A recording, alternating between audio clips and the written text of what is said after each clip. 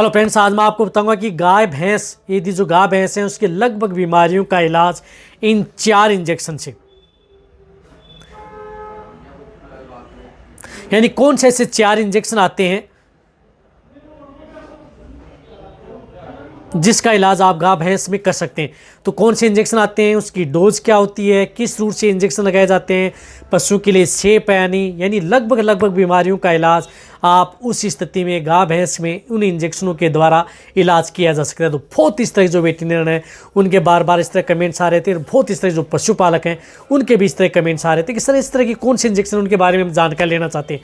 तो आज की वीडियो के अंदर मैं आपको पूरी डिटेल से बताऊंगा कि कौन से ऐसे इंजेक्शन आते हैं, उसके अंदर क्या साल्ट आता है, किस तरह से उनको लगाया जाता है। तो इस चैनल पर भी नए आए या पहली बार जुड़े हैं तो पहली बार चैनल को जरूर सब्सक्राइब कर लें, साथ में बेल आइकन और ऑल वाला ऑप्शन दबाएं। आपको पता है कि यहाँ पर सही जानकारी के साथ वीडियो दी जाती है।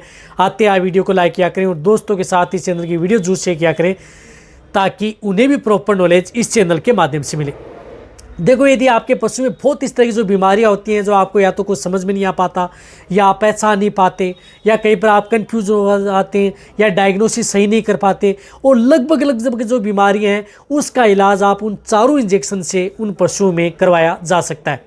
तो कौन से इंजेक्शन, एक और मैं बताना चाहता हूँ कि कोई भी जो इंजेक्शन आते हैं उन सभी इंजेक्शनों का उपयोग आप सिर्फ और सिर्फ आपने वेटरनरियन के द्वारा ही आप इन इंजेक्शन का उपयोग करें। यहाँ पर आपको सिर्फ नॉलेज दिया जा रहा है कि कौन से ऐसे इंजेक्शन आते हैं जो ताकि आप जो वेटरनरियन उनका तो नॉलेज बने और साथ में जो नए वेटरनरियन उनको प्रॉपर नॉलेज मिले। तो किस तरह की स्थिति में पशुपालक है उन्हें भी पता लगे कि किस तरह की इंजेक्शन है, किस तरह की स्थिति में काम करते हैं।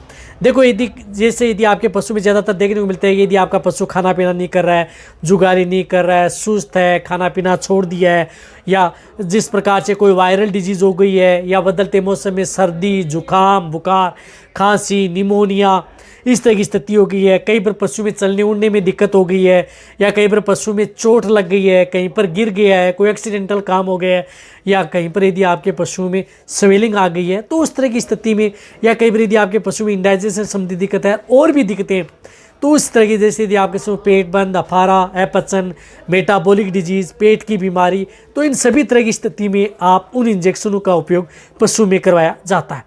तो देखो, सबसे पहले इंजेक्शन आता है वह इंजेक्शन आता है antibiotic injection oxytetracycline antibiotic injection Oxynex. अब ऑक्सीटेट्रासाइक्लिन एंटीबायोटिक इंजेक्शन है, इस इंजेक्शन का उपयोग यदि आपके पशु में किसी भी तरह की बैक्टीरियल वायरल इन्फेक्शन है, सर्दी, जुकाम, बुखार, खांसी, निमोनिया, बैक्टीरियल डिजीज, जिस प्रकार से यदि आपके पशु में मेस्टाइटिस है, थनेला रोग हो गया है या सर्रा डिजीज़ है, ट्राइपेनोसोमोसिस है या इस तरह से यदि आपके पशु में प्रोटोजोआ जनित रोग है, टेम्परेचर पशु का बढ़ गया है, उस तरह की स्थिति में इस इंजेक्शन का उपयोग किया जाता है। तो ऑक्सीटेट्रासाइक्लिन एंटीबायोटिक इंजेक्शन 100 रोगों की एक दवा है, बहुत अच्छी एंटीबायोटिक है, लेकिन ये प्रेग्नेंट जो पशु हैं यानी गर्भहीन पशु हैं उनमें आपको कभी भी इस एंटीबायोटिक इंजेक्शन का उपयोग नहीं करना चाहिए।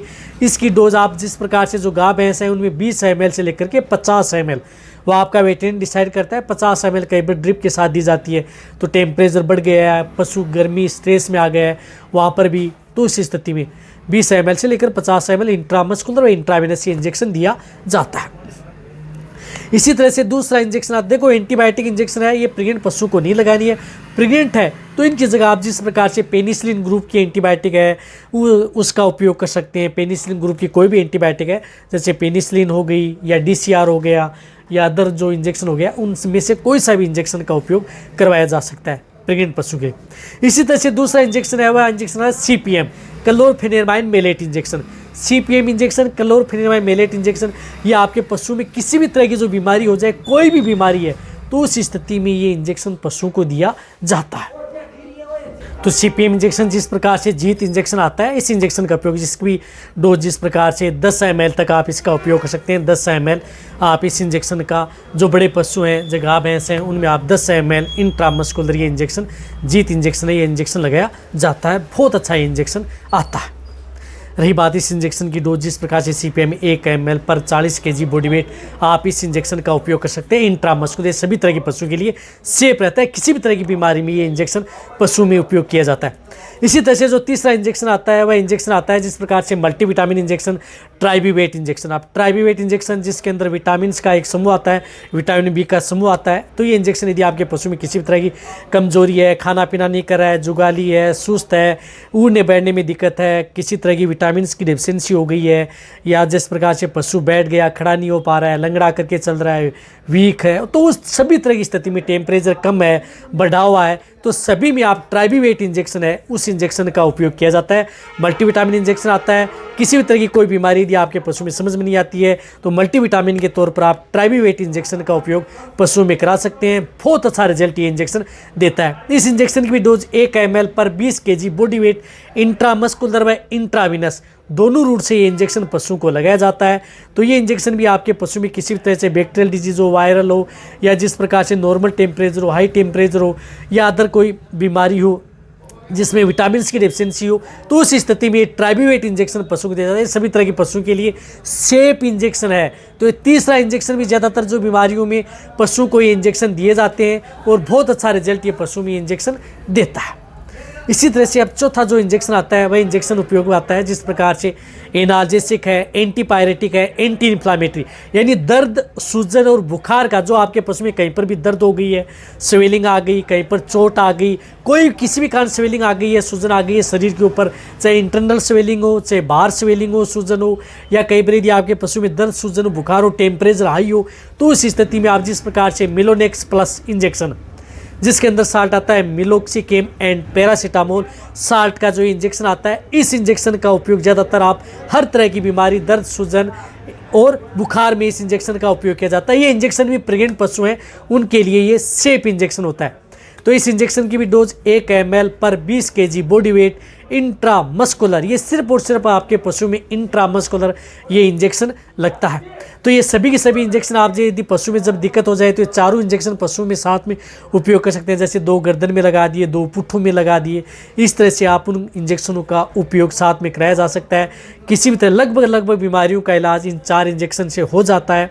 और जो मिलोक्सिकेम एंड पैरासीटामोल इंजेक्शन है वह भी आपकी जो प्रेग्नेंट हैं पशु हैं, यानी जो गाभिन पशु हैं उनके लिए ये सेफ इंजेक्शन है। तो सभी के सभी इंजेक्शन सेफ इंजेक्शन है, सिर्फ और सिर्फ जिसको ऑक्सीनेक्स यानी ऑक्सीटेट्रासाइक्लिन एंटीबायोटिक इंजेक्शन को छोड़ करके और सभी इंजेक्शन प्रेग्नेंट पशुओं के लिए सेफ हैं। उनकी जगह कौन सा इंजेक्शन लगाना चाहिए वह मैंने आपको बता दिया है कि कौन सा इंजेक्शन उपयोग करना है। रही बात एक और बताना चाहता हूँ कि यदि ये सभी के सभी इंजेक्शन आप खुद, जितने भी जो पशुपालक हैं वह खुद कभी भी आप इन इंजेक्शनों का उपयोग न करें। ये इंजेक्शन सिर्फ और सिर्फ आपको अपने वेटरनरी या उनकी देख रेख में ही ये इंजेक्शन उन पशुओं में लगवाने हैं। ये वीडियो जिस प्रकार से जो वेटरनरियन हैं, जो ट्रेनिंग ले चुके हैं या जिन्हें प्रॉपर नॉलेज चाहिए उनके लिए ये वीडियो बनाया गया है। तो आप अच्छी तरह समझ गए होंगे कि आपके लगभग बीमारियों का इलाज इन 4 इंजेक्शन से पशु में हो जाता है। आने के लिए बहुत इस तरह की जो बीमारियां हैं, जो सिम्टम्स आपको इस तरह के देखने को मिलते हैं, लेकिन ट्रीटमेंट भी अलग होता है। तो वह होता है आपका डायग्नोसिस के आधार पर। तो उसके आधार पर, डायग्नोसिस के आधार पर ट्रीटमेंट किया जाता है। बहुत इस तरह के जो इंजेक्शन होते हैं उसको पशु में डायग्नोसिस करके और रिपीट किए जाते हैं। तो अब आप अच्छी तरह समझ के ज़्यादातर ये इंजेक्शन पशु में फील्ड के अंदर उपयोग में लिए जाते हैं। तो ये वीडियो जितना हो सके शेयर करें, इसी तरह वीडियो देखते रहें। थैंक्स।